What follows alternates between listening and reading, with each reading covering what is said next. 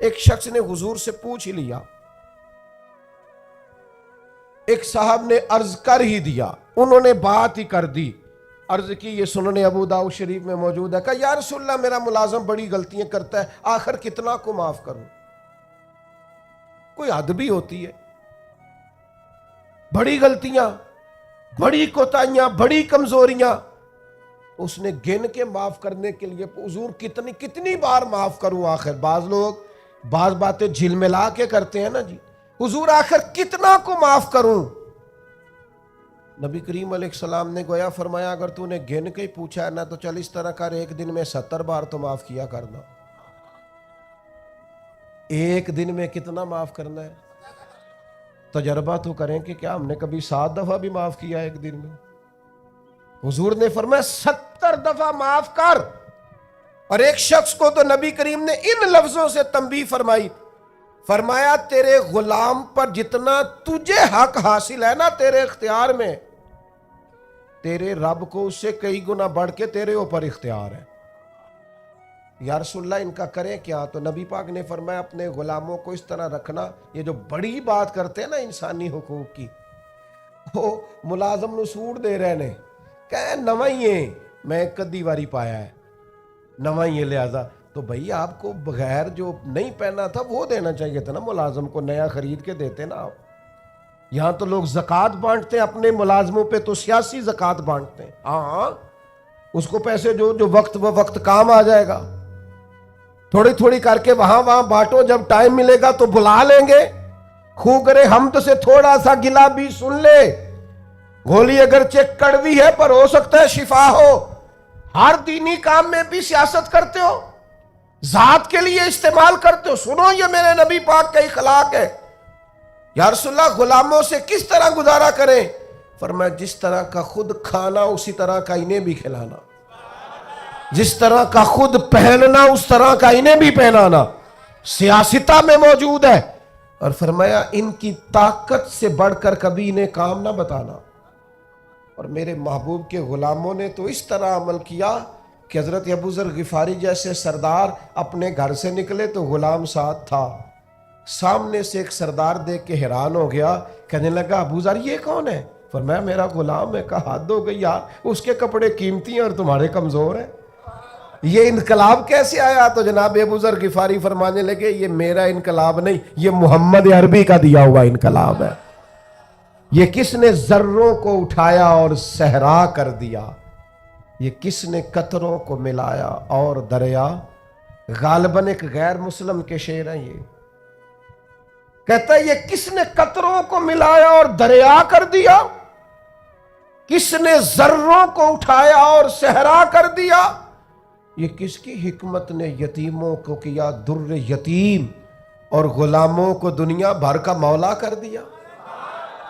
جب حضرت بلال کو کعبے کی چھت پر اذان پڑھنے کی باری آئی تو کچھ لوگوں نے مشورہ دیا تھا کہ حضور کافر پہلے ہی مر گئے، تو حضرت بلال کو کعبے کی چھت پہ دیکھیں گے تو اور مر جائیں گے، تو یا رسول اللہ روز بلال نہیں پڑھنی ہے، اگر اجازت ہو تو کوئی اور نہ پڑھ لے۔ تو فرمایا نا بھئی اذان تو بلال ہی پڑھیں گے اور کعبے کی چھت پہ پڑھیں گے، اور حق انہی کا بنتا ہے۔ کمر اچھا ہے فلک پہ نہ ہلال اچھا ہے، تیری نظر بھی نہ ہو تو دونوں سے بلال اچھا ہے۔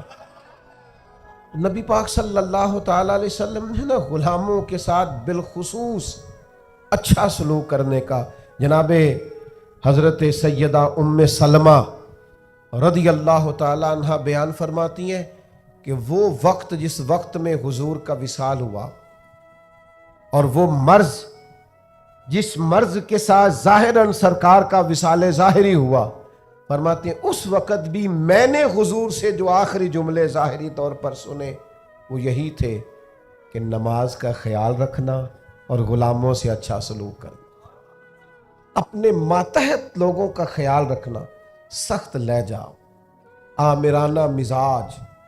میرا ایک جاننے والا شخص ہے، اس کے ہاں سے نا کوئی 40-50 لوگ تنخواہ لیتے ہیں، کوئی ادارہ ہے تو وہ اس کا بنایا ہوا، تو 40-50 لوگ تنخواہ لیتے ہیں۔ تو ایک دن کسی تنخواہ لینے والے شخص نے اس سے آ کے کہا یار ادارہ تیرا ہے، تو ہم تیری قدر بھی کرتے ہیں تو دل کرتا ہے تنخواہ تو دے. تو اس بندے نے رونا شروع کر دیا, کہنے لگا غریب ماں کا بیٹا ہوں اور کسان باپ کا بیٹا ہوں, کسی کو تنخواہ دیتے ڈر بڑا لگتا. تو اللہ نے ڈیوٹی لگا دی, ڈر لگتا ہے. اگرچہ میرے سائنوں سے جاتی ہے, میری اطلاع سے جاتی ہے, پر مجھے ڈر آتا ہے, مجھے خوف آتا ہے. میں اور کسی کو تنخواہ دوں, میں نہ توبہ, مجھے خوف آتا ہے. یہ باہر ہی کوئی اور ہی کرے, میرے والا کام. اپنے اندر احساس پیدا کرو یار, 4 لوگ ہمارے ماتحت ہوتے ہیں, آپ یقین کریں خون خوش کیا ہوتا ہے بعض لوگوں نے اپنے ملازمین. ایک چھوٹی سی بات اور عرض کروں, عورت بیچاری کی عقل ناقص ہوتی ہے. عورتوں سے اچھا سلوک, اپنی گھر والی کے بارے میں رویہ نرم, مقابلے کی فضا نہ پیدا کریں اپنے گھر میں. نبی پاک علیہ السلام نے ناز برداری فرمائی ہے ازواج مطہرات. حضور کا سلوک کریمانہ رہا ہے, محبوب کی شفقت رہی, سخت ترین لہجہ اور رعونت والا مزاج اپنی گھر والی کے حق میں. یہ بھی انداز نبی پاک علیہ السلام کا دیا ہوا نہیں ہے. حضور نے فرمایا تم میں سے سب سے بہتر وہ ہے جو اپنے گھر والوں کے لیے بہتر ہے, اور فرمایا میں تم سب سے بڑھ کر اپنے گھر والوں کے لیے بہتر. دوستوں کے ساتھ خوش گپیاں اور دیر تک خوشگوار موڈ, اور گھر جاتے ہی لہجہ ترش, اور جناب آپ بابا میں تھکا ہوا آیا ہوں, میرے پاس ٹائم نہیں ہے زیادہ باتیں سننے کا. یہ حضور کا دیا ہوا اخلاق نہیں ہے. وہ تو لباس ہے مرد عورت کا, اور عورت مرد کا. یاد رکھیے گا اللہ تعالیٰ نے نا انسان کو خوبیوں اور خامیوں کا مجموعہ بنایا. انسان کے اندر بحیثیت انسان خامیاں بہرحال باقی رہتی ہیں. تو چونکہ اس میں خامیاں باقی رہتی ہیں تو ہمیں اس کی خامیوں, غلطیوں اور بشری کمزوریوں سمیت اس سے پیار کرنا پڑے گا. اگر ہم یہ کہیں کہ وہ کوئی غلطی ہی نہ کرے, اس کے اندر کوئی کمزوری ہی نہ رہے, کوئی اس کے اندر بشری تقاضا باقی نہ رہے, تو پہلی بات یہ ہے کہ ہمارا یہ مطالبہ ہی سرے سے غلط ہے. اس لیے کہ اللہ تعالیٰ نے بالکل معصوم تو فرشتوں کو بنایا ہے, فرشتے معصوم ہیں, پر اشرف المخلوقات اللہ نے حضرت انسان کو بنایا ہے. اس کے ساتھ اللہ نے یہ آزمائش رکھی ہے, تو انسانوں کے اندر کمزوریاں رہیں گی. نبی پاک صلی اللہ تعالی علیہ وسلم نے ارشاد فرمایا جس آدمی کو غصہ آیا اور وہ اپنا غصہ نکالنے پر قادر بھی تھا, لیکن اس نے اللہ کی رضا کے لیے اپنے غصے کو کنٹرول کر لیا, فرمایا اللہ اس کے دل کو امن سے بھی بھر دے گا اور ایمان سے بھی بھر دے گا. نہیں, غصے کو کنٹرول کرنا ایمان کی مضبوطی کا باعث بنتا ہے. ہوں گے کچھ لوگ بیچارے جو کمزور ہوں گے, کچھ نہیں کہہ سکتے, آپ کا غصہ سہتے ہوں گے. یا کچھ ایسے لوگ ہوں گے جو آپ سے محبت بے پناہ کرتے ہوں گے, اس لیے آپ کا غصہ برداشت کرتے ہوں گے.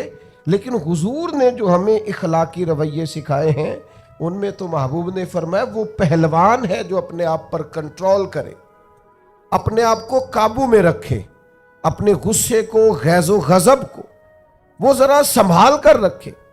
ہم اپنے آپ پر کنٹرول نہیں رکھتے. بہت ساری باتیں ہیں جو ہم کر لیتے ہیں, لیکن چونکہ مومن ہیں, حضور علیہ السلام کے غلام ہیں, مجھے اچھی طرح پتہ ہے کہ سینکڑوں ہزاروں لوگ ایسے ہیں جن کو بعد میں پچھتاوا ہوتا ہے کہ مجھے یہ بات نہیں کرنی چاہیے تھی, مجھے اس طرح کا رویہ نہیں رکھنا چاہیے. کچھ بولیاں بول لیتے ہیں, لیکن چونکہ اندر ایک مومن بستا ہے, حضور کا غلام بستا ہے, تو پھر دل پچھتاتا ہے, سینے میں بات کھٹکتی ہے. میرے بھائی بہت پہلے سے اپنے اوپر کنٹرول کریں, اپنے آپ کو غیظ و غضب سے, ناراضگی والے جملے بولنے سے بچائیں. ہاں بالکل ناراض نہ ہونا بھی زیادتی ہے, ناراض ہونا بھی چاہیے اور بڑا زبردست ہونا چاہیے, سخت شدت کے ساتھ غصہ کرنا چاہیے. پر کب؟ جب اللہ کی حدوں کو توڑا جائے, جب شریعت کی مخالفت کی جائے اور بیجا دین کی باتوں کو چھوڑا جائے، اللہ کی رضا کے لیے ناراض ہو۔ سیدہ طیبہ طاہرہ حضرت عائشہ صدیقہ رضی اللہ تعالیٰ عنہ فرماتی ہیں کبھی اپنی ذات کے لیے حضور ناراض نہیں ہوئے، لیکن اگر اللہ کی حدیں توڑی جاتی تھی تو ناراض ہوتے تھے۔ چاہیے نا والد کو کہ بیٹا جان بوجھ کے نماز چھوڑ دے تو ناراض ہو، بیٹی پردہ نہ کرے تو ناراض ہو۔ چاہیے نا اسے کہ اگر اس کے گھر کے اندر کوئی غیر شرعی کام ہو رہا ہو تو وہ ناراضگی کا اظہار کرے، حکمت کے ساتھ سمجھائے، دانائی کے ساتھ تبدیل کرنے کی پوری کوشش کرے۔ آپ کا دل اس وقت پوری طور پر ناراض ہو جب آپ شریعت کی مخالفت ہوتے ہوئے دیکھیں۔ 10,000 گم ہونے پر تو جس کا دل پریشان ہوتا ہے، لیکن نماز ظہر قضا ہونے پر جسے کوئی اثر نہیں ہوتا، جو چند منٹ، آدھا گھنٹہ، پونا گھنٹہ نوکری سے لیٹ ہو تو احساس پیدا ہوتا ہے، لیکن کئی دن بیت گئے فجر نہیں پڑی، کتنے دن گزر گئے سویرے اللہ کی بارگاہ میں نہیں اٹھا، توجہ نہیں ہوتی۔ 2 حدیثیں اکٹھی عرض کرنے لگا ہوں، آپ نے ان دونوں روایات پر غور کرنا ہے۔ ایک قاضی اجاز رحمت اللہ علیہ نے شفا شریف میں لکھی اور ایک امام احمد بن حنبل نے اپنی مسند میں نقل فرمائی۔ صحابہ فرماتے غزوہ احد کے موقع پر ہم نے نبی پاک علیہ السلام کے رخ زیبا پر خون بہتا ہوا دیکھا، کفار نے سنگ باری کی، تکلیف دی حضور کو، مقدس رخساروں پر خون بہا۔ ہم نے عرض کی یا رسول اللہ دعا کرے نا یہ برباد ہو جائے۔ نبی پاک علیہ السلام نے فرمایا مجھے لان تان کرنے والا نہیں بنا کے بھیجا گیا، مجھے رحمت بنا کے بھیجا گیا۔ اور نبی کریم نے دعا فرمائی یا اللہ انہیں ہدایت عطا فرما۔ اس موقع پر جب حضور کو ذاتی طور پر تکلیف دی گئی ہے، مقدس چہرہ نور پر خون بہ رہا ہے اور صحابہ کے کلیجے پھٹ رہے ہیں، اور احد کے میدان میں حضور کا وہ رنگین چہرہ خون سے بھرا ہوا دیکھ کر طبیعتیں مچل رہی، تڑپ کے عرض کی حضور کریں دعا یہ تباہ ہو جائے۔ فرمایا نہ بھائی، وہ لان تان کرنے والا نہیں، مجھے تو رحمت بنا کے بھیجا گیا۔ لیکن میرے عزیزو، غزوہ خندق کے موقع پر جب دشمنوں سے دفاع کرتے وقت نماز عصر مسلمانوں کی قضا ہوئی تو حضور نے ہاتھ اٹھا کے عرض کیا، کہا اے اللہ ان کے پیٹ آگ سے بھر دے جنہوں نے ہماری نماز عصر لیٹ کی، ہماری نماز لیٹ کر دی، صلاۃ وسطیٰ لیٹ کر دی۔ ہمیں تیرے حضور جھکنا تھا، ہمیں وہ نماز پڑھنی تھی جو بڑی قیمتی ہے، نماز عصر انہوں نے ہماری نماز لیٹ کر دی، ان کے پیٹ آگ سے بھر دے۔ حضور کا سارا چہرہ لہو سے بھرا ہے، پر ذات کے لیے دعا نہیں کی کہ یہ تباہ ہو جائیں، پر ایک نماز لیٹ ہو گئی۔ صحابہ کی عصر قضا ہوئی تو کریم نے ہاتھ اٹھا کے کہا یا اللہ بھر ان کے پیٹ آگ سے۔ او سنگیو، آؤ یارو اپنا اخلاق تو دیکھیں، میری بھی فجر قضا ہے، میرے پتر کی بھی قضا ہے، میری جوان بیٹی بھی جم کے سو رہی، کبھی ماتھے پر شکن تک نہیں آئی، لیکن میری روٹی لیٹ ہو جاتی ہے تو میں سارا گھر سر پہ اٹھا لیتا ہوں، زمین آسمان ایک کر دیتا ہوں۔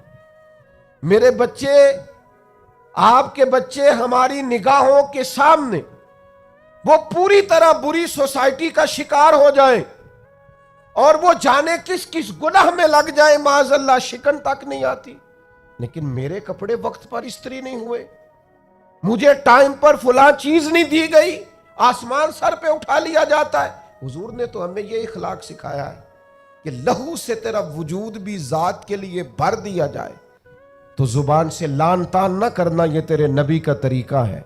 ہاں، اس شخص سے بچنا جو تیری نمازوں کو قضا کرنے کا ذریعہ بنے۔ ایسے لوگوں کے بارے میں تیرا رویہ سخت ہونا چاہیے، جہاں تیری عبادات، تیری اللہ کی بندگی داؤ پہ لگتی تجھے نظر آئے۔ خدا را دین کا مزاج تو سمجھیں، ہم کس طرف چلے۔